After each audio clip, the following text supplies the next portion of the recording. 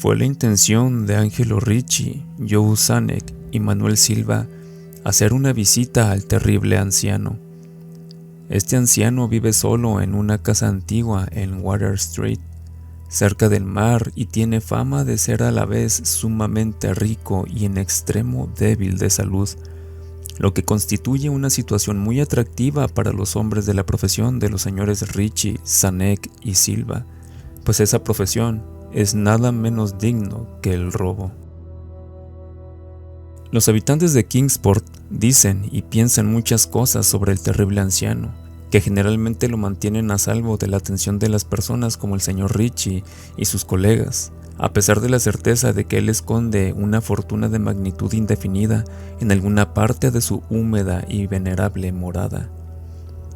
Él es, en verdad, una persona muy extraña, que cree haber sido un capitán de las carabelas de las Indias Orientales en su día, tan viejo que nadie puede recordar cuando era joven y tan taciturno que pocos conocen su verdadero nombre. Entre los nudosos árboles en el patio delantero de su residencia tiene una extraña colección de grandes piedras, curiosamente agrupadas y pintadas de modo que se asemejan a ídolos de algún templo oriental oscuro.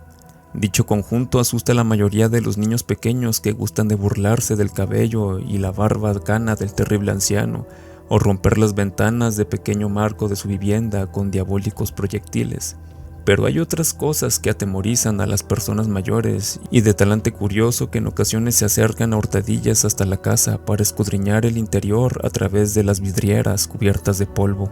Estas gentes dicen que sobre la mesa de una desnuda habitación del piso bajo hay muchas botellas raras, cada una de las cuales tiene en su interior un trocito de plomo suspendido de una cuerda como si fuese un péndulo, y dicen que el terrible anciano habla a las botellas llamándolas por sus nombres tales como Jack, Scarface, Long Tom, Spanish Joe, Peters y Matt Ellis.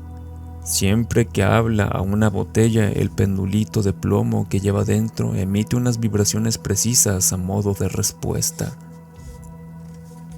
Aquellos quienes han visto al alto y enjuto terrible anciano en una de sus singulares conversaciones, no se les ocurre volver a verlo jamás. Pero Angelo Ricci, Joe Zanuck y Manuel Silva no eran naturales de Kingsport.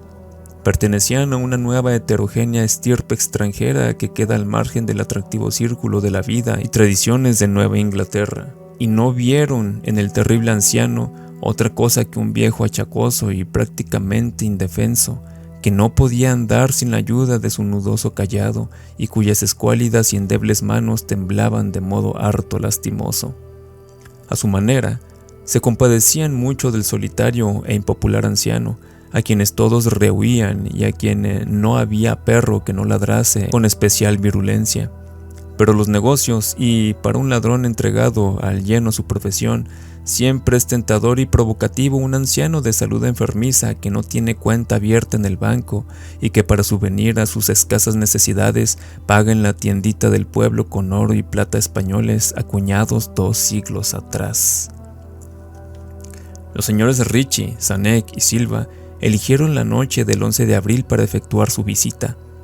El señor Ricci y el señor Silva se encargarían de hablar con el pobre y anciano caballero, mientras el señor Zanuck se quedaba esperándolos a los dos y a su presumible cargamento metálico en un coche cubierto, en la calle Chip, junto a la verja del alto muro posterior de la finca de su anfitrión. El deseo de eludir explicaciones innecesarias en caso de una aparición inesperada de la policía aceleró los planes para una huida sin apuros y sin alaracas.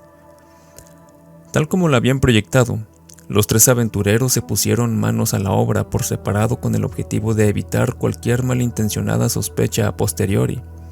Los señores Ricci y Silva se encontraron en el Water Street, junto a la puerta de entrada de la casa del anciano, y aunque no les gustó cómo se reflejaba la luna en las piedras pintadas que se veían por entre las ramas en flor de los retorcidos árboles, tenían cosas en que pensar más importantes que dejar volar su imaginación con supersticiones ya pasadas. Temían que fuese una tarea desagradable hacerle soltar la lengua al terrible anciano para averiguar el paradero de su oro y plata, pues los viejos lobos marinos son particularmente testarudos y perversos. En cualquier caso, se trataba de alguien muy anciano y endeble, y ellos solo eran 2 personas que iban a visitarlo. Los señores Richie y Silva eran expertos en el arte de volver volubles a los tercos, y los gritos de un débil y más que venerable anciano no son difíciles de sofocar. Así que se acercaron hasta la única ventana alumbrada y escucharon cómo el terrible anciano les hablaba en tono infantil a sus botellas con péndulos. Se pusieron sendas máscaras y llamaron con delicadeza a la descolorida puerta de roble. La espera le pareció muy larga al señor Zanuck, que se agitaba inquieto en el coche estacionado junto a la verja posterior de la casa del terrible anciano, en la Sheep Street. Era una persona más impresionable de lo normal, y no le gustaron nada los espantosos gritos que había oído en la mansión momentos antes de la hora fijada para iniciar la operación. ¿Es que no les había dicho a sus compañeros que trataran con el mayor cuidado al pobre y viejo lobo de mar? Presa de los nervios, observaba la estrecha puerta de roble en el alto muro de piedra cubierto por hiedra. No cesaba de consultar el reloj y se preguntaba por los motivos del retraso.